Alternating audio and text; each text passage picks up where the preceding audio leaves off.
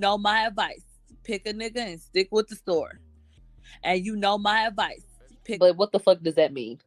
So that wasn't enough for me. So my thing always with him was, look, if you feel like that's your child enough, then we can take a test. If that's not what you're trying to do, then you ain't talking about shit. The other nigga that I was leaning towards more, I let him know.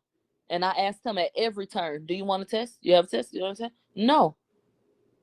But that's why I firmly believe that in his heart of hearts, what would have been the point of him sticking around if he would have known that he wasn't the daddy? So he never wanted that to be on wax.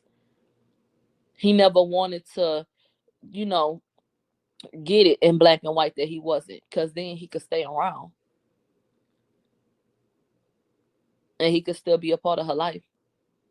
And sometimes a nigga will love you in such a way that that is extended to your kids.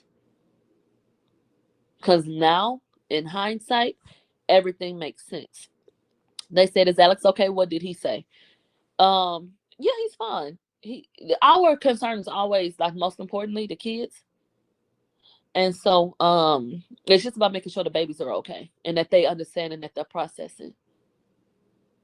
And I was just annoyed because it was crazy that just a few months before that, she was asking, "Is this my biological dad?" It's just crazy the way that life goes. It's crazy the way that life goes. Okay, well, let me block them. So, out of everything that's taking place, I'm really surprised that that wasn't thrown out. Cause I went to the group, Mother and all of them, Mother, Rennie, Key, everybody, and I was like, the only thing that I feel like he could come out and say is that I found out that, Q ain't Lauren's dad, and he never came out and said that. He never came out and said it. Like I said, he did go on site last week, and he did put that comment in the chat, but he didn't say it.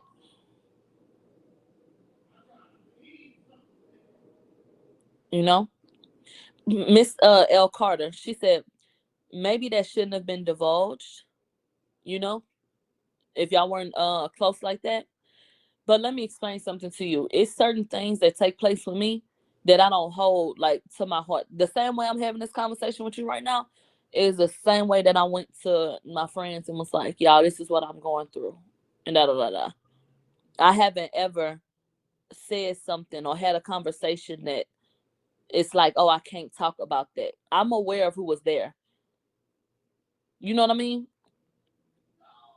So shit. If one of y'all, it was just if I tell them anything and one of them gonna say something and shit, yeah, we could talk about it. Then what? You know what I mean? It's not something I give a fuck about like that. Not like that.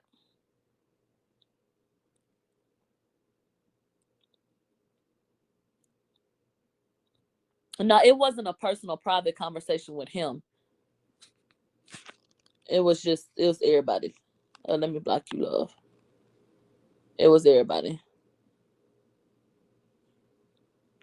So, hold on.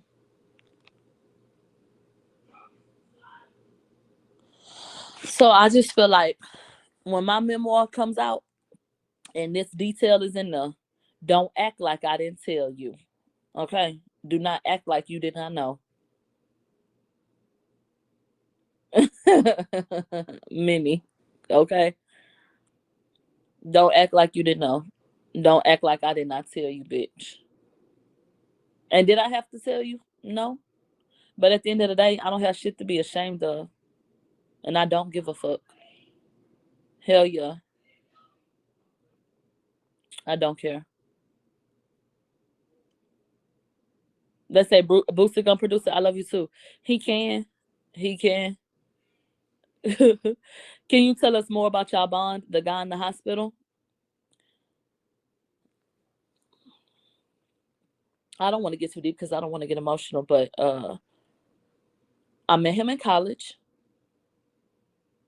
He was selling tickets to something, and I was trying to get free tickets, and he just had this really pretty smile and nice teeth too.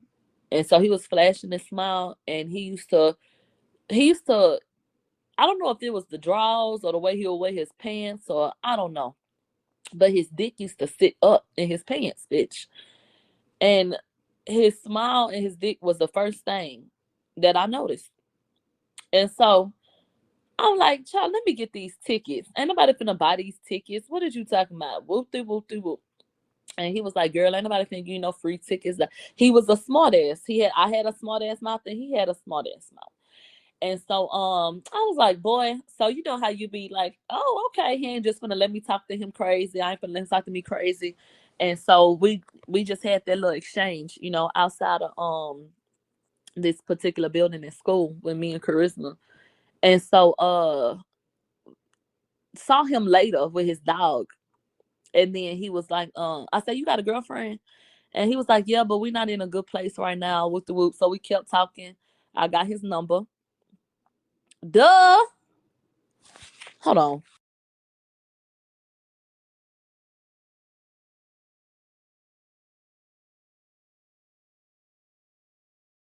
And so we talked, and when I started fucking with him, like I started fucking with him, he came to see me that night. We never stopped fucking with each other from that night on forward. Like I fucked with him that day, and then he hit me up. He was like, hey, can I come see you again? And then he came back through, bitch. We never stopped fucking with each other. Um and we got really close, like as friends, because I was the type of person that I ain't trying to be your girlfriend or nothing like that. Shit, you a nigga I fuck with, and there's some other niggas I fuck with too. And so I was fucking with him. We was going through the motions, and we just start kicking it like every day, and we got really close. Let me block you because you asking dumbass questions. And we start chilling every day, and then feelings started to grow, and then I found out I was pregnant. And so I let him know. And we was going through all of that, da da da da da da da da. And then y'all know, I think he broke into my apartment when I told him I didn't want to fuck with him no more and robbed me. I cannot confirm that he did it, but I absolutely believe that he did because it was 4th of July weekend. And right before I was going to my granny house, I told him, I do not want to fuck with you no more. Like, don't worry about me no more. We ain't got to fuck no more. Da da da da da. You know how a bitch send a text like that? I sent him that text. And when I came back home with my auntie Gladys and Sinclair and them, somebody had broken into my apartment and they only stole my shit. Duh, who else did it? If I just told the nigga, he a Virgo. If I just told the nigga I don't want to fuck with you no more, uh, and then they only steal my shit, and I got a roommate who had valuable shit in her room. I mean, who the fuck you would think did it? So I definitely think it was him. And he had a dog, and I did find dog footprints in the patio dirt. I did take pictures and make flyers and hang them up around the school. And don't forget that he did rip my pictures out and ask me what the fuck I was doing. So moving along. Um, it got volatile, okay? And then I left town, and then I had my daughter, and then life proceeded on. But that's how I met him. You want to know about our bond? Um, we were friends. That was one of my best friends, literally. And we talked and fucked, and we was going through life and maneuvering through adulthood, and we grew to understand that we weren't the best for each other in that way. We understood that we had a sexual compatibility, and that was it. And we got along enough, but we were not meant to be together.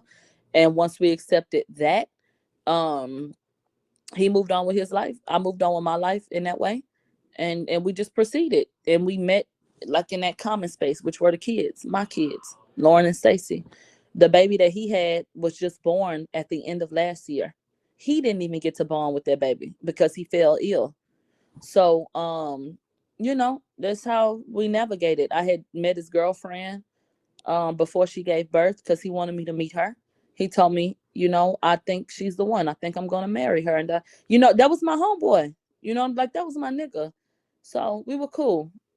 We were really, really cool. If I ever needed something, or I needed to talk to somebody or da da da, I could call him.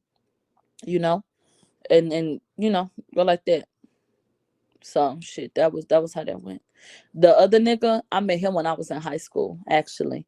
Um, when I moved to that small town, I met this girl named Alexia.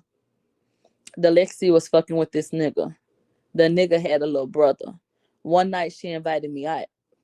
And you know how it is. Oh, I'm finna fuck with this nigga, but it's another nigga for you. Whoop de whoop. Linked up with them one day. And when I say this nigga was so handsome, like he's so cute to me. So handsome. So I was definitely attracted to him when I first met him. And yeah, I met him when I was a senior in high school, and it just continued on after that. Hold on, let me block you. Yeah, it continued on after that. So he was the nigga that, like, you fuck with a nigga heavy, but then you got a nigga that you be fucking with when that nigga get on your nerves. That's what he was. So that's why that comment was made. Don't fuck around and get pregnant by your sneaky link or some shit like that. Because that's pretty much what you could have called him. I ain't need to sneak with him because I wasn't with nobody, but I ain't fuck with him like I fuck with you. So that's what happened with him. And that's that. And that's so crazy. I was around I was around him too when I was pregnant. They said side nigga, not sneaky link. Thank you. Okay. But he wasn't even no side nigga because Q wasn't my nigga. So he was just shit. So the another nigga I was fucking with. And ain't that about a bitch? It always happen like that. But you could sit up and you could fuck with a nigga heavy.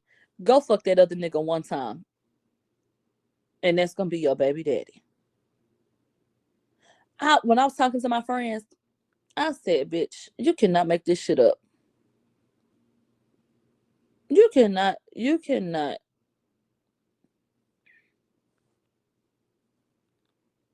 Let me block you too. Like, uh,